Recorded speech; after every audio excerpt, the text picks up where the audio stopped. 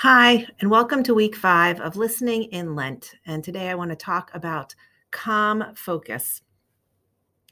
So, if you've been following this weekly trajectory, you may know by now that everything I'm talking about really stems from the practice of centering prayer. And I have here a book that's meant a lot to me by Cynthia Bourgeault, who is an Episcopal priest and contemplative and writer and teacher.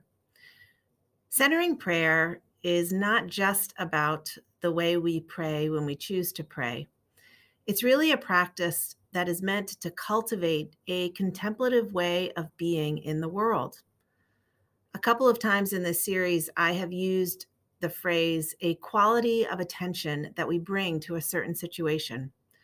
While centering prayer is meant to strengthen that quality of attention, not just when we pray, but when we interact with people, when we are out and about, when we are doing the everyday work of our lives.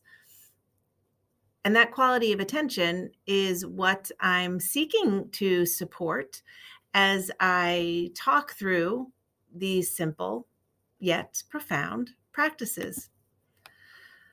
So far, I've talked about preparing our heart and mind, choosing that solitary, quiet time, opening our mind and heart by getting comfortable talking with God and being present to God. And I suggested that you write a letter to God, opening your heart and mind to everything there is for God to know. And then last week, I shared a practice that might have felt a little silly if you did it. Getting used to noticing the internal thoughts that immediately spring up when we watch the world around us and look at the people around us, and then making an intentional choice once we notice our thoughts, particularly if they are critical thoughts, to choose curiosity. So today I want to talk about one other aspect of centering prayer that helps us when we set apart that time to be present to God.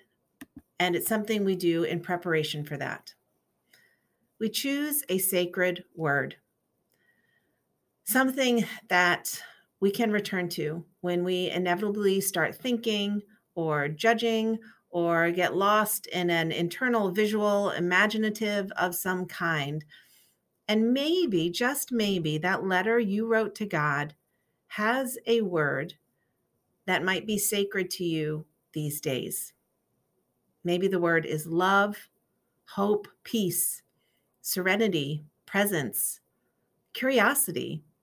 It can be anything that has a special intention for you and you can use to ground yourself when you inevitably lose focus, as all of us do. So, just to keep going with this practice, some of this sounds familiar, I'm sure, by now. Choose that time of day when you are most prepared to be with God. Find a place to sit comfortably and set a timer so you don't have to worry about the time. Start off that time by repeating the phrase, "Be still and know that I am God."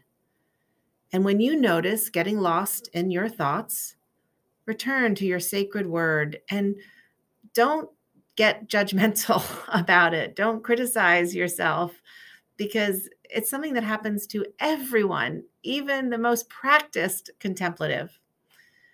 And I always encourage ending prayer time once you hear the timer go off by simply repeating the Lord's Prayer. I hope this ongoing attention to your prayer life continues to grow the depth of your relationship with God as we move ever closer to resurrection and new life that is just at this point 2 weeks away in the celebration of Easter. Thanks for listening.